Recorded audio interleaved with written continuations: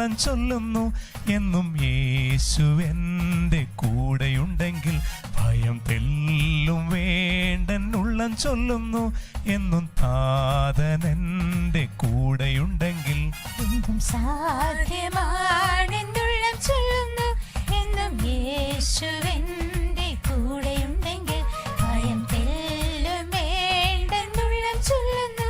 എന്നും താതനെൻ്റെ കൂടെയുണ്ടെങ്കിൽ. അന്ധകാര കുഴിയിൽ നീ ആണ്ടുപോയാലും അവിടുന്ന് എന്നെ ഉയർത്തും കുഞ്ഞെ. നീ വിശ്വസിക്കുക, ദൈവത്തിൽ വിശ്വസിക്കുക. നിന്റെ ഭാരങ്ങൾ കർത്താവിനെ ഏൽപ്പിക്കുക.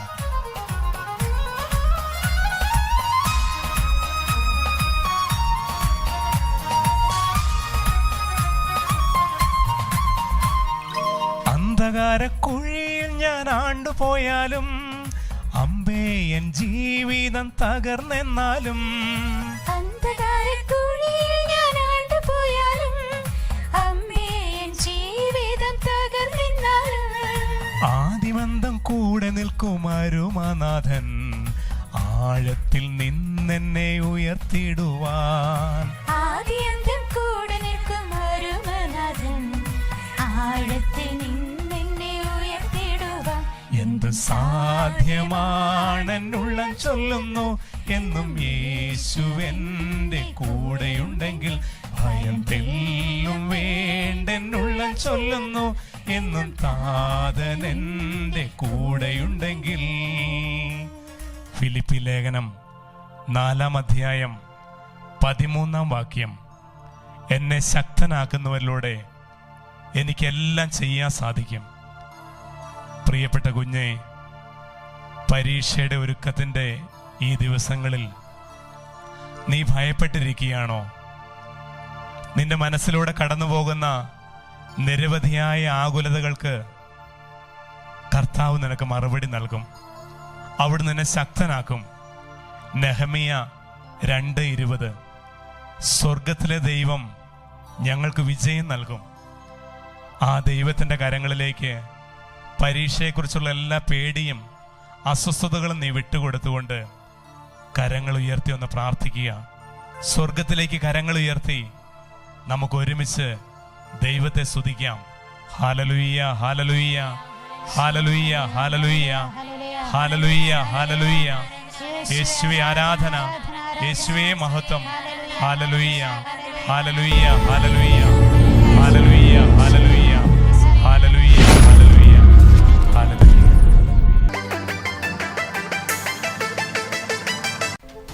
വാർഷിക പരീക്ഷയ്ക്കായി ഒരുങ്ങിക്കൊണ്ടിരിക്കുന്ന പ്രിയപ്പെട്ട വിദ്യാർത്ഥികളെ, ഈ പരീക്ഷാ നാളുകളിൽ നിങ്ങളുടെ പഠനത്തിൻ്റെ എല്ലാം അവസാനമായിട്ട് നിങ്ങളുടെ പഠനത്തിലൂടെ നിങ്ങൾ നേടിയ അറിവിനെ വെളിപ്പെടുത്താൻ ദൈവം തരുന്ന അവസരമാണല്ലോ ഈ ഫൈനൽ എക്സാം.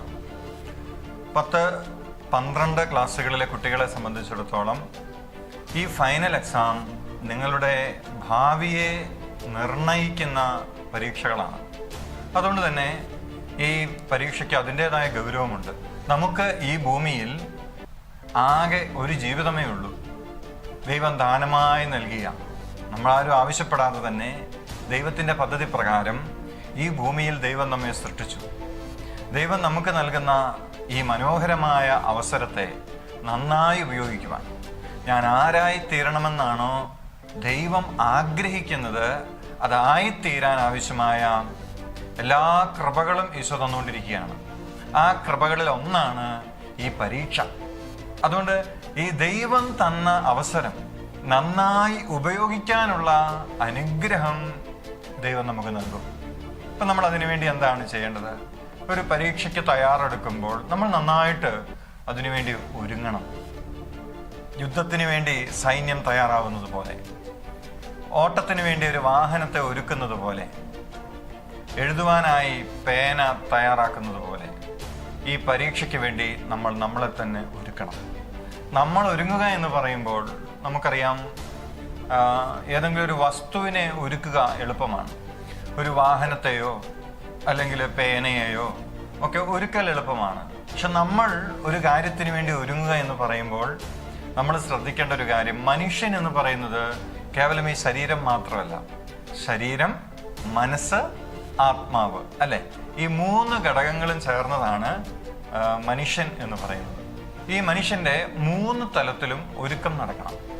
അപ്രകാരം നടക്കുമ്പോഴാണ് എൻ്റെ പ്രിയപ്പെട്ട മക്കളെ നമുക്ക് ദൈവം ആഗ്രഹിക്കുന്ന രീതിയിൽ ഒരു വിജയം നേടാൻ സാധിക്കത്തുള്ളൂ.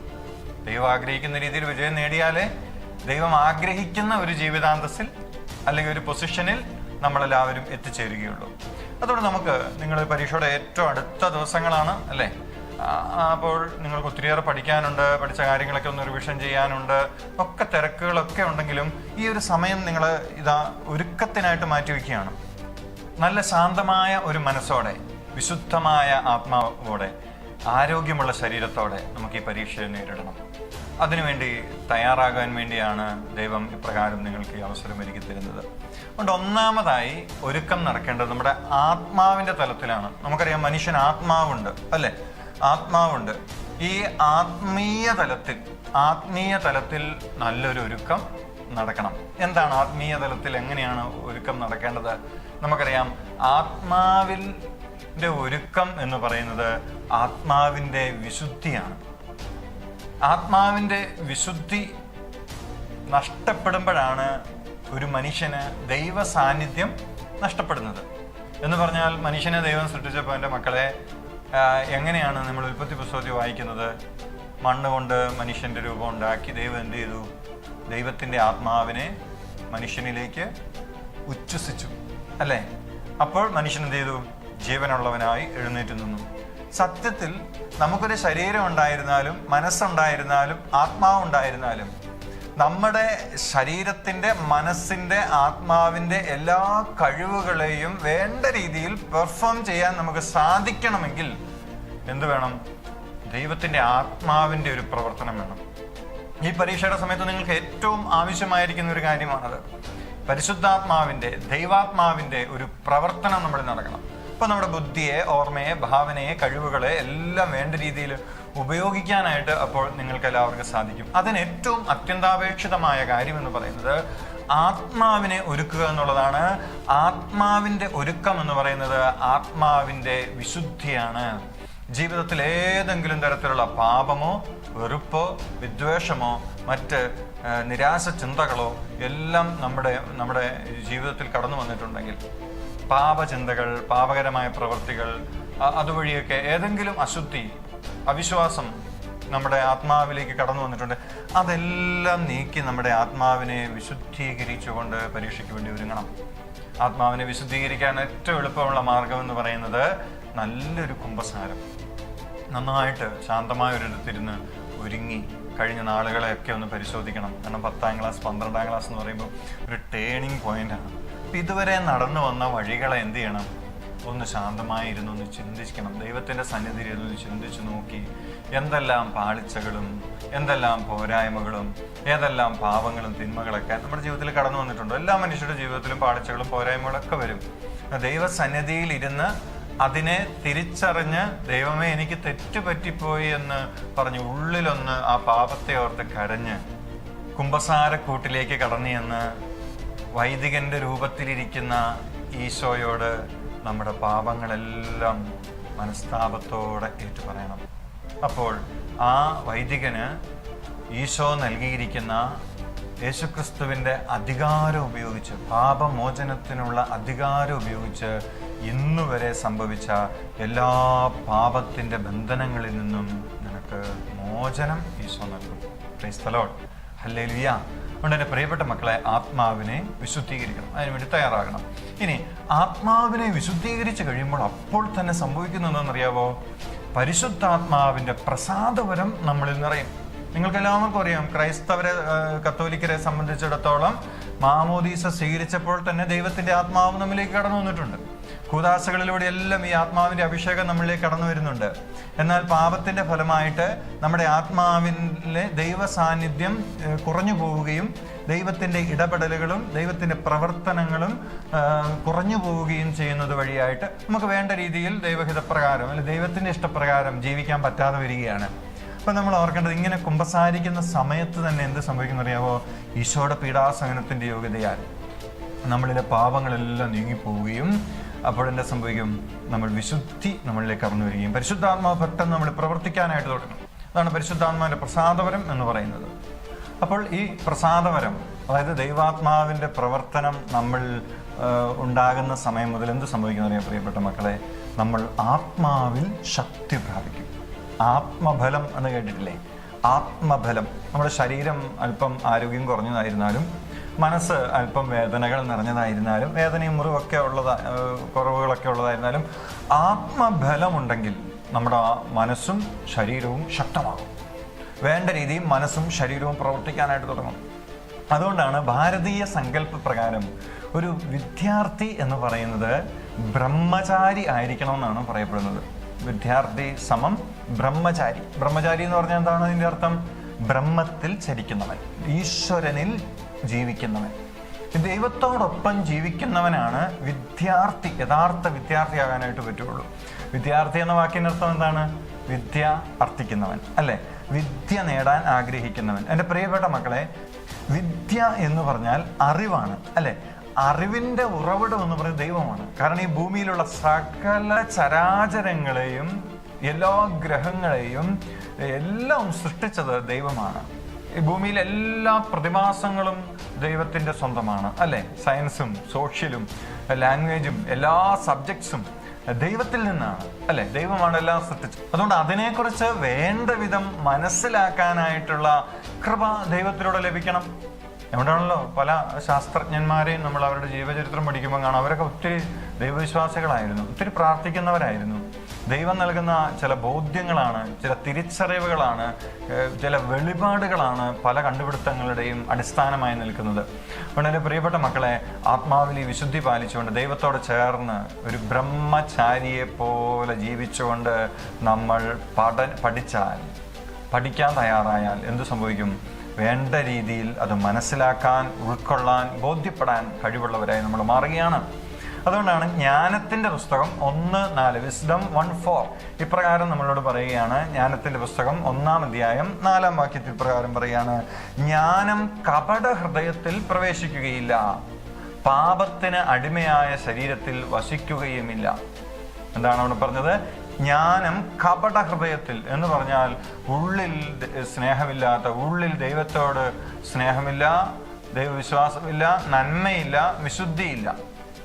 അപ്രകാരമുള്ള ഒരു വ്യക്തിയുടെ ഉള്ളിലേക്ക് എന്ത് വരില്ല? യഥാർത്ഥ ജ്ഞാനം വരില്ല. ഈ ലോകത്തിൻ്റെ കുറേ അറിവുകളൊക്കെ നമുക്ക് കിട്ടുമായിരിക്കും, പക്ഷെ യഥാർത്ഥ അറിവ്, ജീവിത സത്യങ്ങൾ, പ്രപഞ്ചത്തെക്കുറിച്ചുള്ള സത്യങ്ങൾ, യഥാർത്ഥ അറിവ് നമുക്ക് ലഭിക്കുന്ന മീഡിയയിലൂടെ ആണെങ്കിലും മറ്റു വഴികളിലൂടെ ആണെങ്കിലും ലഭിക്കുന്ന എല്ലാ അറിവുകളും യഥാർത്ഥ അറിവുകളല്ലല്ലോ പ്രിയപ്പെട്ട മക്കളെ.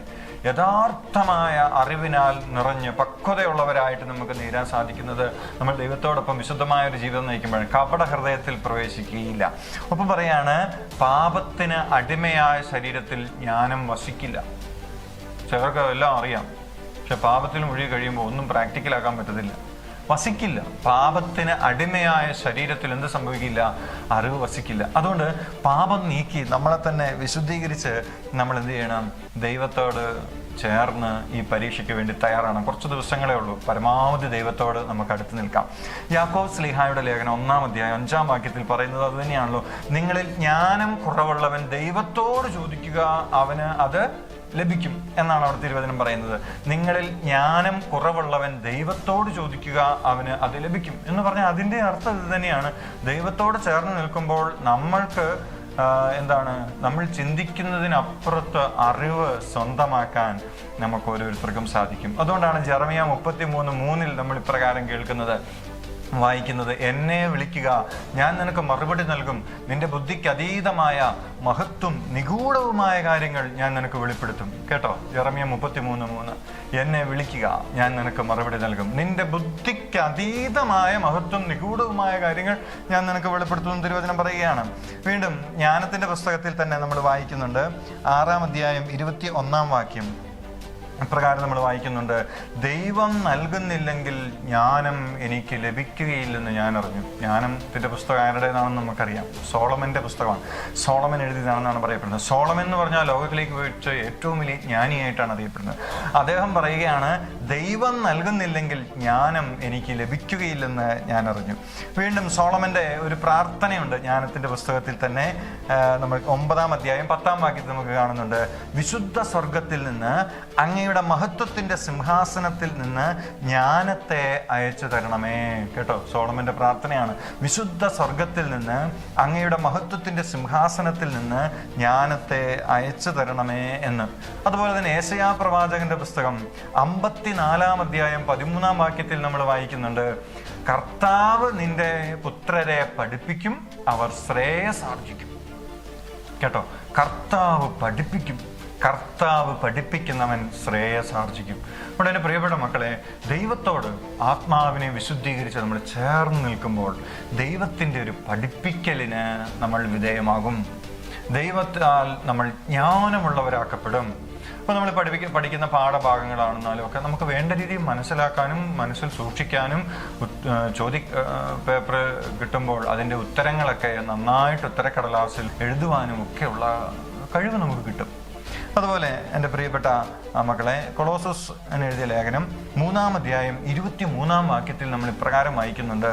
എന്താണ് അവിടെ വായിക്കുന്നത്? നിങ്ങളുടെ ജോലി എന്തു തന്നെ ആയിരുന്നാലും അത് മനുഷ്യനെയല്ല ദൈവത്തെ സേവിക്കുന്നത് പോലെ ഹൃദയ പരമാർത്ഥതയോടെ ചെയ്യുവിൻ. കണ്ടോ, നിങ്ങൾ എന്ത് ജോലിയാണേലും, നമ്മൾ ഈ ഭൂമിയിലേക്ക് കടന്നു വന്നു, നമ്മളൊക്കെ എന്തൊക്കെ ചെയ്യണം, എന്തൊക്കെ പ്രവർത്തിക്കണം എന്നുള്ള ദൈവത്തിൻ്റെ പദ്ധതിയാണ്. അപ്പം ശരിക്കും ഇപ്പോൾ നിങ്ങൾ പഠിക്കുകയും ഈ പരീക്ഷ എഴുതുകയും ചെയ്യുക എന്നുള്ളത് ദൈവത്തിൻ്റെ പ്ലാനാണ്, അല്ലേ? ഇല്ലെങ്കിൽ നിങ്ങൾക്ക് ഇവിടെ എത്തിച്ചേരാൻ പറ്റില്ല. നിങ്ങൾക്ക് ബുദ്ധി കുറവായിരുന്നു, അല്ലെങ്കിൽ ഏതെങ്കിലും രീതിയിലുള്ള മറ്റ് തടസ്സങ്ങൾ ഉണ്ടെങ്കിൽ നിങ്ങൾക്ക് ഇങ്ങനെ പഠിക്കാനോ ഈ പരീക്ഷയ്ക്ക് തയ്യാറെടുക്കാനോ പറ്റുകയില്ല. അപ്പോൾ ദൈവം അനുവദിച്ച് ബുദ്ധി തന്നിരിക്കുന്നത് കൊണ്ടും സാഹചര്യങ്ങൾ അനുകൂലമായതുകൊണ്ടും എന്ത് സംഭവിക്കുന്നു? നിങ്ങൾക്ക് പഠിച്ച് ഇപ്പോൾ ഈ ഫൈനൽ എക്സാമിലേക്ക് നിങ്ങൾ എത്തിച്ചേർന്നിരിക്കുകയാണ്. ദൈവത്തിൻ്റെ പ്ലാനാണ്. ആ ദൈവത്തിൻ്റെ പ്ലാനായ ഈ പരീക്ഷ എഴുതുമ്പോൾ മനുഷ്യരെ പ്രീതിപ്പെടുത്താനല്ല. അപ്പ എന്ത് പറയുക, അമ്മ എന്ത് പറയുക, അയ്യോ ടീച്ചേഴ്സ് എന്ത് വിചാരിക്കും, അയ്യോ കൂട്ടുകാരൊക്കെ എന്നാ വിചാരിക്കും, എനിക്ക് നല്ല മാർക്ക് കിട്ടില്ല, നാണക്കേടാവൂലോ, ഇതുകൊണ്ടല്ല പഠിക്കേണ്ടതെന്നാണ് വചനം പറയുന്നത്. എന്താണ് വചനം പറയുന്നത്? മനുഷ്യനെയല്ല ദൈവത്തെ സേവിക്കുന്നത് പോലെ ഹൃദയ പരമാർത്ഥതയോടെ. കൊളോസസ് 3:23 പറയുകയാണ്, ദൈവത്തിന് വേണ്ടി നീ പരീക്ഷ എഴുതണം. ദൈവം എന്നെ ഈ പരീക്ഷയ്ക്ക് വേണ്ടി, ഈ പരീക്ഷയിലേക്ക് എന്നെ നയിച്ചതിനാൽ ആ ദൈവത്തിന് വേണ്ടി ഞാൻ പരീക്ഷ എഴുതും. ആ ഒരു തീരുമാനത്തോടെ പരീക്ഷ അഭിമുഖീകരിക്കുമ്പോഴും അതനുസരിച്ച് നിങ്ങളുടെ ജീവിതത്തിൽ ദൈവകൃപ സമൃദ്ധമാകും. ഓക്കെ, ഇനി രണ്ടാമത്തെ കാര്യം, മനസ്സിനെ ഒരുക്കുക. Prepare your mind. നിങ്ങളുടെ മനസ്സിനെ ഒരുക്കണം. ആത്മാവ് ശുദ്ധമാകുമ്പോൾ തന്നെ മനസ്സ് റെഡിയാകാനായിട്ട് തുടങ്ങും. പലപ്പോഴും നമ്മുടെ മനസ്സിൽ പരീക്ഷയെക്കുറിച്ച് തെറ്റായ ചിന്തകളാണ് ഉള്ളത്. ഒരിക്കൽ ഞാൻ ഓർക്കുകയാണ്, പരീക്ഷാ ഒരുക്കത്തിന് വേണ്ടിയിട്ട് ധ്യാനം, വണ്ട ധ്യാനങ്ങളൊക്കെ ഇങ്ങനെ സ്കൂളുകളിലൂടെ നടത്തുമായിരുന്നു. ഒരു സ്കൂളിൽ ഞാൻ ചെന്നപ്പോൾ എനിക്ക് പെട്ടെന്ന് തോന്നി, ഈ കുട്ടികൾക്ക് പരീക്ഷയെക്കുറിച്ചുള്ളൊരു മനോഭാവം ഒന്നറിയണം എന്ന് കരുതി ഞാൻ എല്ലാവർക്കും ഓരോ പീസ് കടലാസ് കൊടുത്തു. എന്നിട്ട് പറഞ്ഞു, നിങ്ങളെല്ലാവരും പരീക്ഷ എന്ന് കേൾക്കുമ്പോൾ നിങ്ങൾക്ക് എന്താണ് തോന്നുന്നത് ആ കടലാസിലേക്ക് ഫ്രീ ആയിട്ട് എഴുതാൻ പറഞ്ഞു. കുട്ടികളെല്ലാം എഴുതി. ഏതാനും മിനിറ്റുകൾക്കുള്ളിൽ ഈ പേപ്പർ തിരിച്ചു വന്നു. ഇപ്പോൾ ഇൻ്റർവെൽ സമയത്ത് ഞാനതിങ്ങനെ ഇരുന്ന് വായിക്കുന്ന സമയത്ത് എനിക്ക് ചില കുട്ടികളുടെ ഉത്തരങ്ങൾ എഴുതിയിരിക്കുന്നത് കണ്ടപ്പോൾ വളരെ രസകരമായിട്ട് തോന്നി. ചിലർ വളരെ നിസ്സാരമായിട്ട് പരീക്ഷ എടുത്തിരിക്കുന്നു. ചിലർ പറഞ്ഞു, ഈ പരീക്ഷ ആര് കണ്ടുപിടിച്ചതാണ്, ഈ പരീക്ഷ കണ്ടുപിടിച്ചവനെ തല്ലിക്കൊല്ലണം എന്നൊക്കെയാണ് ചിലർ എഴുതിയിരിക്കുന്നത്. എന്നാൽ ചിലർ എഴുതിയിരിക്കുന്നത് അങ്ങനെയല്ല.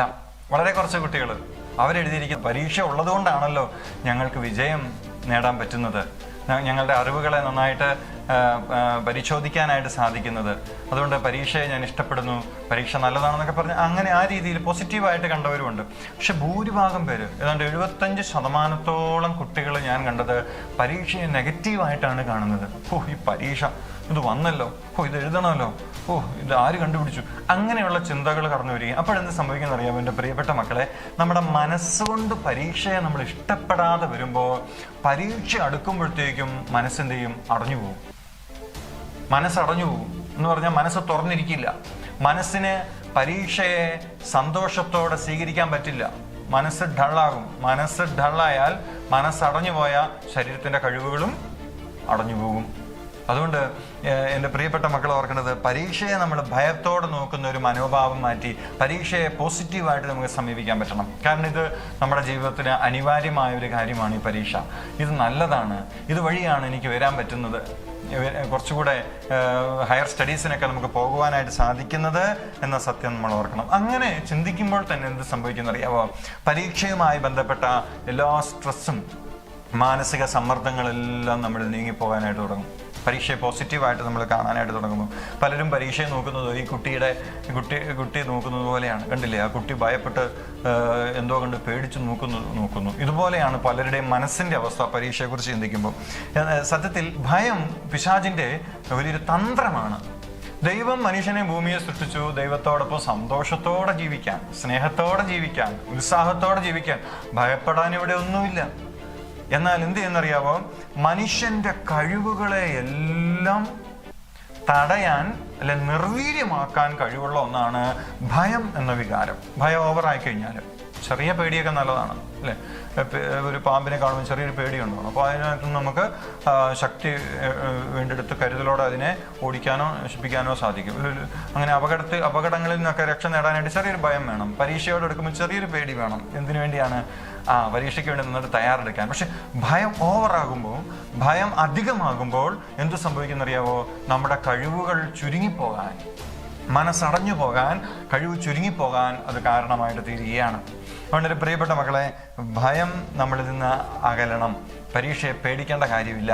ഭയം എല്ലാ ശക്തിയും ചോർത്തിക്കളയുന്നു. അതുകൊണ്ട് പരീക്ഷ നല്ലതായി കണ്ട് പോസിറ്റീവായിട്ട് കണ്ട് മുന്നോട്ട് പോകാനായിട്ട് പറ്റണം. അതുകൊണ്ടാണ് യെശയ്യാ പ്രവാചകന്റെ പുസ്തകം 41-ാം അധ്യായം 10-ാം വാക്യത്തിലൂടെ ഈശോ പ്രകാരം പറയുകയാണ്. ഇതേ വചനം തന്നെയുണ്ടല്ലോ ബൈബിളിൽ ഒരു 365 പ്രാവശ്യമെങ്കിലും ദൈവം പറഞ്ഞിട്ടുണ്ട്, ആവർത്തിച്ച്. അതിന് കാരണം എന്താണ്? പേടിക്കാനൊന്നും ഇല്ല എന്നാണ്. കാരണം ദൈവം കൂടെയുണ്ട്. വചന പ്രകാരമാണ് പറയുന്നത്, ഭയപ്പെടേണ്ട, ഞാൻ നിന്നോട് കൂടെയുണ്ട്. സംഭ്രമിക്കേണ്ട, ഞാനാണ് നിന്റെ ദൈവം. ഞാൻ നിന്നെ ശക്തിപ്പെടുത്തുകയും സഹായിക്കുകയും ചെയ്യും. എൻ്റെ വിജയകരമായ വലതു കൈ കൊണ്ട് ഞാൻ നിന്നെ താങ്ങി നിർത്തും. ദൈവമായ കർത്താവാണ് പറയുന്നത്. പ്രപഞ്ചം മുഴുവനെ സൃഷ്ടിച്ചവനാണ് പറയുന്നത്. നമ്മളെ ഓരോരുത്തരും ഭൂമിയെ സൃഷ്ടിച്ചവനാണ് പറയുന്നത്. ഈ പരീക്ഷയിലേക്ക് നമ്മളെ നയിക്കുന്ന ദൈവമാണ് പറയുന്നത്, എൻ്റെ വിജയകരമായ വലതു കൈ കൊണ്ട് ഞാൻ നിന്നെ താങ്ങി നിർത്തും. അതുകൊണ്ട് പ്രിയപ്പെട്ട മക്കളെ, നമുക്ക് ഭയം ഉപേക്ഷിച്ച് സന്തോഷത്തോടെ ഈ പരീക്ഷയെ നമുക്ക് നേരിടാം. ദൈവം തരുന്ന അവസരമായിട്ട് കാണാം. ജെറമ്യാ പ്രവാചകന്റെ പുസ്തകം 29:11 നമ്മൾ വായിക്കുന്നില്ലേ? കർത്താവ് അരുൾ ചെയ്യുന്നു, നിങ്ങളെക്കുറിച്ചുള്ള പദ്ധതി എൻ്റെ മനസ്സിലുണ്ട്. നിങ്ങളുടെ നാശത്തിനല്ല, ക്ഷേമത്തിനുള്ള പദ്ധതിയാണത്. നിങ്ങൾക്ക് ശുഭമായ ഭാവിയും പ്രത്യാശയും നൽകുന്ന പദ്ധതി. ശുഭമായ ഒരു ഭാവി നിങ്ങൾക്കുണ്ട്. ഇത് പറയുന്നത് ആരെങ്കിലും അല്ല, ദൈവമായ കർത്താവാണ്. നിന്നെ മുഴുവനായി അറിയുന്ന ദൈവമായ കർത്താവ്.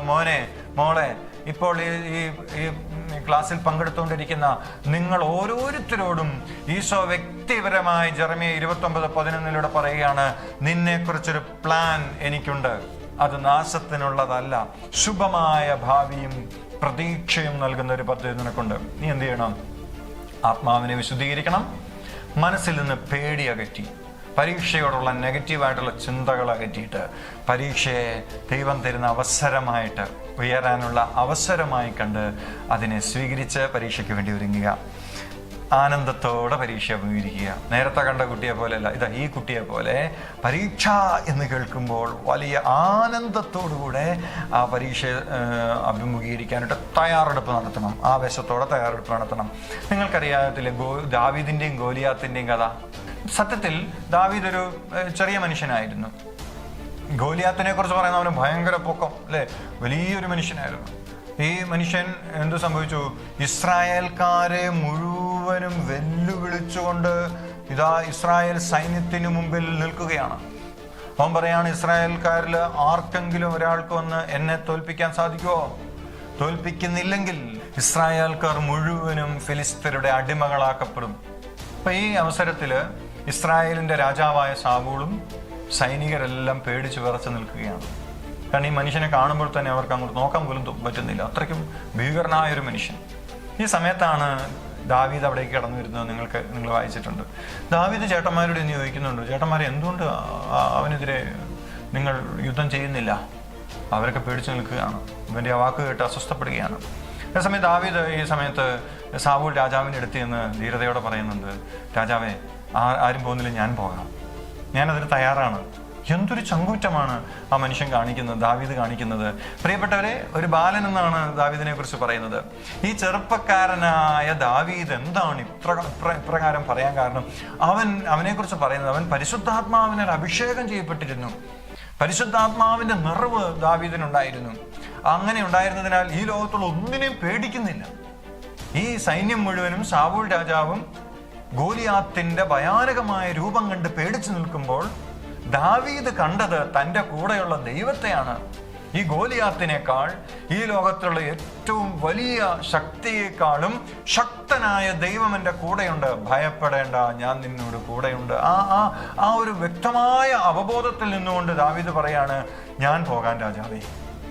രാജാവ് അവനെ തടയുന്നുണ്ട്, ആദ്യം വേണ്ടെന്നൊക്കെ പറയുന്നുണ്ട്. ശിവന്റെ ആ ഒരു ആത്മവിശ്വാസം കണ്ടിട്ട് ശാവൂൽ രാജാവ് ദാവീദിനെ ഗോലിയാത്തിനരികിലേക്ക് നേരിടാനായിട്ട് പറഞ്ഞു വിടുകയാണ്. എന്താ സംഭവിച്ചത് നിങ്ങൾക്ക് എല്ലാവർക്കും അറിയാം. ഈ ദാവീദ് കടന്നു വരുന്നത് കണ്ടപ്പോൾ തന്നെ ഗോലിയാത്ത് വിളിച്ചു പറയുകയാണ്, നിന്നെ ഞാൻ വലിച്ചു കയറി ആകാശത്തിലെ പറവകൾ കിട്ടുകൊടുക്കും, അവ നിന്നെ കൊത്തിക്കൊണ്ടുപോകുന്നൊക്കെ പറഞ്ഞ് പരിഹസിക്കുകയാണ് ഗോലിയാത്ത് അവിടെ നിന്നുകൊണ്ട്. പക്ഷെ ഈ ലോകത്തിന്റെ വാക്കുകൾക്കോ ശത്രുവിന്റെ വാക്കുകൾക്കോ ഒന്നും വില കൽപ്പിക്കാതെ, ചെവി കൊടുക്കാതെ, ദൈവത്തിന്റെ വാക്കിനും ദൈവത്തിന്റെ ശക്തിക്കും ചെവി കൊടുത്തുകൊണ്ട് ആ ബോധ്യത്തോടെ, ഉറച്ച ബോധ്യത്തോടെ, ആത്മവിശ്വാസത്തോടെ ഈ ദാവീദ് ഗോലിയാത്തിന് നേരെ നടന്നു നീങ്ങുകയാണ്.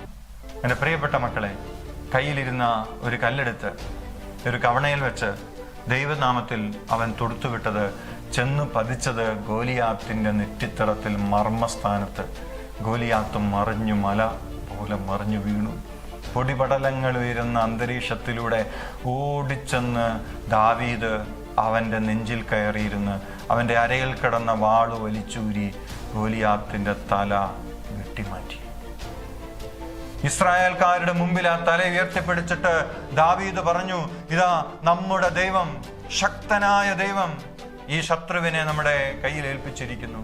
എൻ്റെ പ്രിയപ്പെട്ട കുട്ടികളെ, നമ്മുടെ കൂടെയുള്ളത് ദാവീദിന്റെ കൂടെയുള്ള ദൈവം തന്നെയാണ്.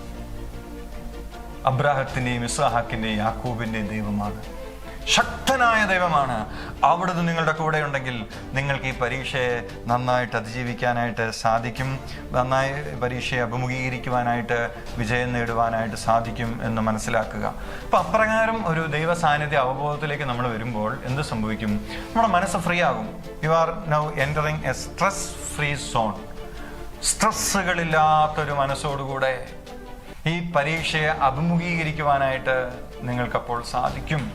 അപ്പോൾ നമ്മൾക്ക് പൗലോസ്ലിഹായെ പോലെ നമുക്കും പറയാൻ സാധിക്കും, എന്നെ ശക്തനാക്കുന്നവനിലൂടെ എല്ലാം ചെയ്യാൻ എനിക്ക് സാധിക്കും. I can do everything with Jesus. അത് സാധിക്കും. പ്രിയ മക്കളെ, ആത്മാവിനെ വിശുദ്ധീകരിച്ച് മനസ്സിനെ ഒരുക്കി ദൈവത്തോട് ചേർന്ന് നിന്ന് ധൈര്യത്തോടെ, ആത്മവിശ്വാസത്തോടെ ഈ പരീക്ഷയെ നമുക്ക് നേരിടാം. എൻ്റെ പ്രിയപ്പെട്ട മക്കൾ, അതുകൊണ്ടാണ് സഭാപ്രസംഗകന്റെ പുസ്തകം 12-ാം അധ്യായം 1-ാം വാക്യത്തിൽ നമ്മൾ ഇപ്രകാരം വായിക്കുന്നത്, ഒന്നിലും സന്തോഷം തോന്നുന്നില്ല എന്നു നീ പറയുന്ന ദുർദിനങ്ങളും വർഷങ്ങളും ആഗമിക്കും മുമ്പ് യൗവനകാലത്ത് സൃഷ്ടാവിനെ അനുസ്മരിക്കുക. സൃഷ്ടാവിനെ, ദൈവത്തെ അനുസ്മരിക്കാൻ വൈകരുത്. പ്രായമാകട്ടെ എന്ന് വയ്ക്കരുത്.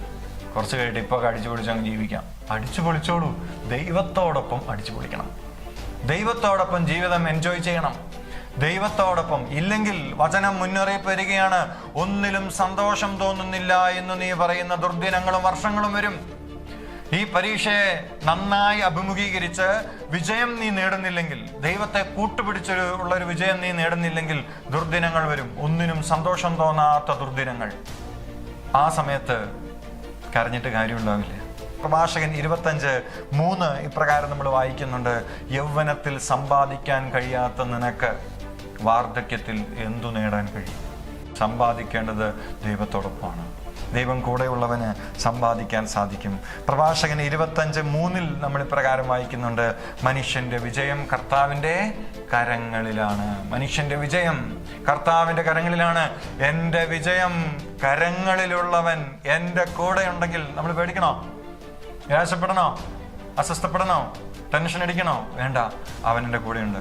എനിക്ക് വേണ്ടി വിജയം കരുതി വെച്ചിരിക്കുന്നവൻ. ആ ദൈവം ദാവീദിന് നൽകിയതുപോലെ എനിക്കും വിജയം നൽകും. ദൈവം നമ്മുടെ കൂടെയുണ്ട്.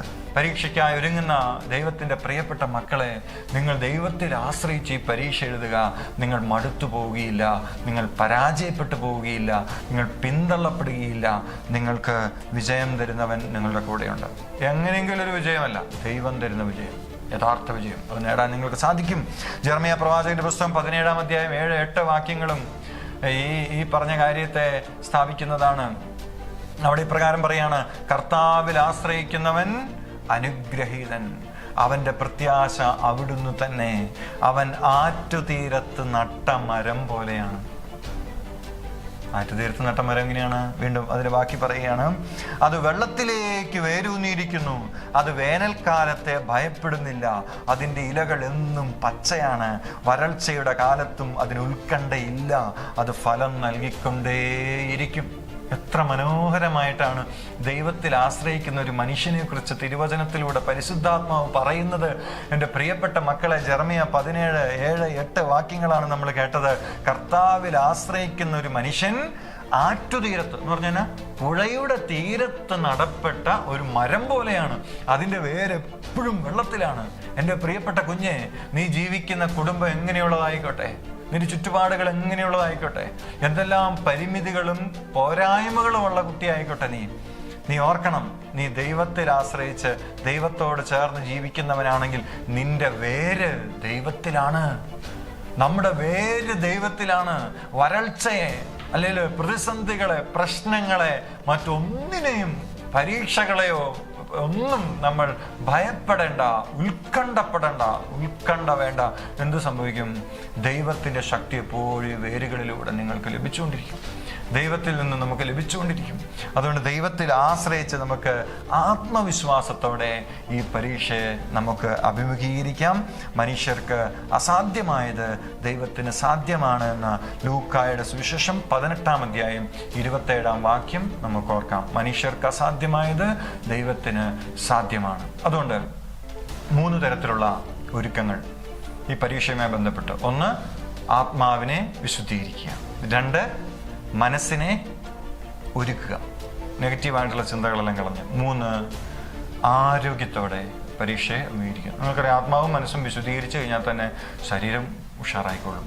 നന്നായിട്ട് ഭക്ഷണം കഴിക്കുക, ആവശ്യത്തിന് ഉറങ്ങുകയും വിശ്രമിക്കുകയും ചെയ്യുക, എല്ലാവരോടും സന്തോഷത്തോടെ ഇടപെടുക, നന്നായിട്ട് പഠിച്ച് നല്ല ഫ്രഷായിട്ട് പരീക്ഷാ ഹാളിലേക്ക് പോവുക, ഈശോയോടൊപ്പം ഇരുന്ന് പരിശുദ്ധാത്മാവിൻ്റെ ശക്തിയിൽ ആശ്രയിച്ച് പരീക്ഷയെ അഭിമുഖീകരിക്കുക. നിങ്ങൾക്കെല്ലാവർക്കും വേണ്ടി ക്രിസ്ത്യൻ ടീം മുഴുവനും പ്രാർത്ഥിക്കും.